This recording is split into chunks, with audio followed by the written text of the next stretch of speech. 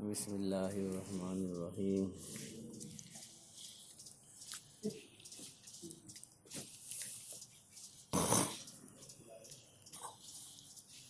تصوف کا بیان۔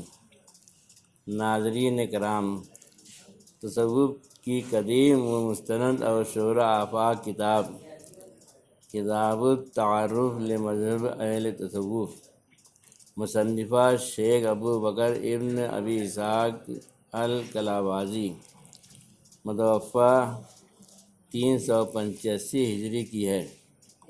یعنی یہ تصوف کی کتاب 385 ہجری سے پہلے کی ہے۔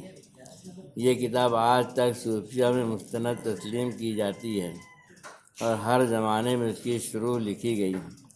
اس کتاب کی عظمت کا اندازہ کرنے کے لیے شہید رائے حق نابغہ عصر یتیم الدہر شیخ شہاب الدین سہروردی المقتول 585 ہجری کا یہ قول کافی ہے۔ اگر کتاب التعارف نہ لکھی گئی ہوتی تو علم تصوف سے آگاہ نہیں ہو سکتے تھے۔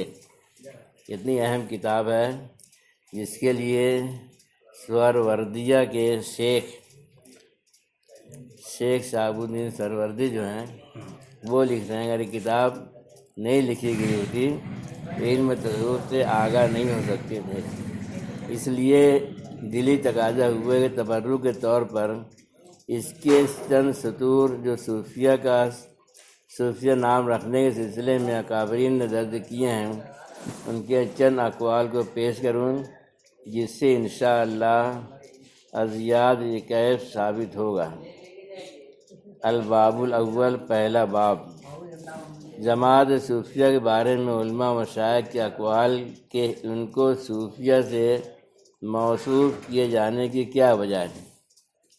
ایک جماعت کہتی ہے کہ صوفیہ کو صوفیہ اس لیے کہا جاتا ہے کہ صوفیہ اپنے اسرار کی صفائی اور اپنے آثار کی پاکیزگی سے بہرہ ہیں، یعنی اپنی پوشیدہ باطن کی صفائی اور ظاہر کے اعتبار سے تقویٰ طہارت کے حساب سے بہرہ ہیں۔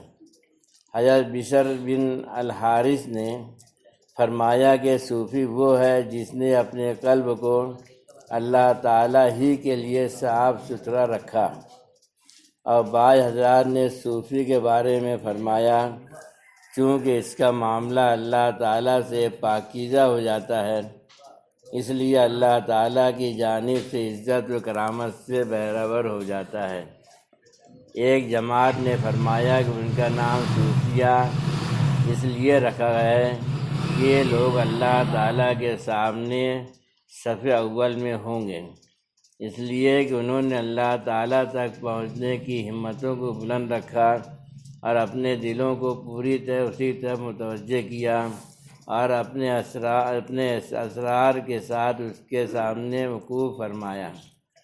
اور ایک جماعت نے ان کا نام صوفیہ اس وجہ سے رکھا ہے کہ ان کے اوصاف اصحاب صفہ کے اوصاف سے ملتے جلتے ہیں۔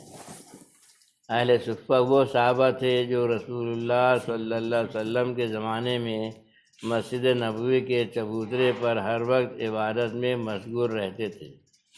اور ایک جماعت نے ان کا نام صوفیہ اس وجہ سے رکھا ہے کہ وہ لوگ اون کے کپڑے پہنتے تھے۔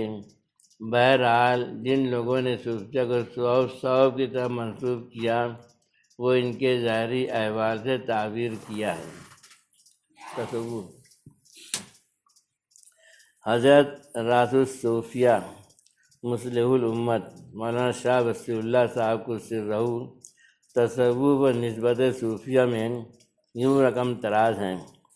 حضرت ابو یحییٰ زکریہ انصاری شافعی فرماتے ہیں کہ تصوف کی اصل حدیث جبرائیل علیہ السلام ہے، جس میں آیا ہے کمل احسان قال ان تعبد اللہ کأنک تراہ فإن لم تکن تراہ فإنہ یراک۔ چنانچہ تصوف احسان ہی کا نام ہے۔ اسی سے معلوم ہوا کہ صوفی مقرب اور محسن کو کہتے ہیں۔ تفصیل اس کی یہ ہے کہ خود کتاب اللہ سے معلوم ہوتا ہے کہ امت میں مختلف درجے کے لوگ ہیں، بعض ان میں سے اصحاب یمین ہیں جو دائیں طرف والے ہیں، اور بعض کو مقربین کہا جاتا ہے۔ پس جو شخص اپنے ایمان کو صحیح کرے اور شرعی اوامر نواہی کے مطابق اپنا عمل رکھیں تو یہ وہ لوگ ہیں جو اصحاب الیمین کہلاتے ہیں، جن کا تذکرہ سورہ واقعہ میں آیا ہے کہ 3 قسم کے لوگ ہوں گے، دائیں جانب والے، بائیں جانب والے اور سابقین میں سے۔ تو دائیں جانب والے کو اصحاب الیمین کہتے ہیں۔ اور ان امور کے ساتھ جس شخص کی غفلات کم ہوں اور نوافل و طاعت کی کثرت ہو، اس کے قلب پر ذکر اللہ کا استیلا یعنی غلبہ ہو جائے اور حق تعالیٰ سے مناجات کا تسلسل اور دوام اس کو حاصل ہو گیا ہو، ایسے شخص کو مقرب و محسن کہتے ہیں، اور اس کو صوفی بھی کہا جاتا ہے۔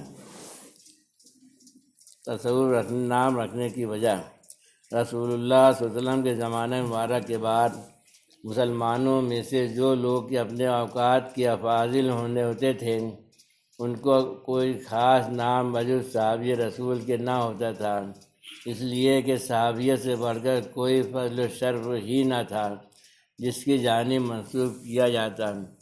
پھر جب صحابہ کا دور ختم ہوا اور قرن ثانی آیا تو جن اصحاب نے صحابہ رضی اللہ عنہم کی صحبت پائی تھی ان کو تابعین کہا جانے لگا، اور یہی اس وقت ان کے حق میں سب سے بڑی تعریف سمجھی جاتی تھی۔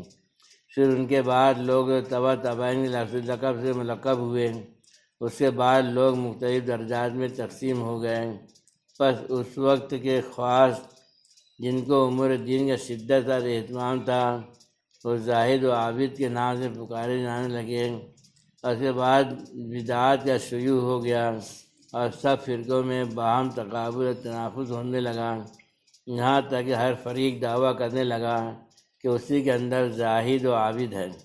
یہ دیکھ کر خاص اہل سنت نے کہ جنہوں نے اپنے لیے معیت الہی کو تجویز کیا اور اسباب غفلت سے اپنے قلوب کی حفاظت کی، انہوں نے اپنے مسلک اور طریق خاص کے لیے اس میں تصوف تجویز کیا۔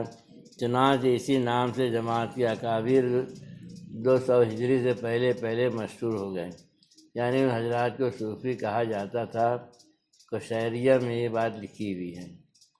سبحان اللہ وبحمدہ، سبحانک اللہم وبحمدک، نشہد ان لا الہ الا انت، نستغفرک ونتوب الیک۔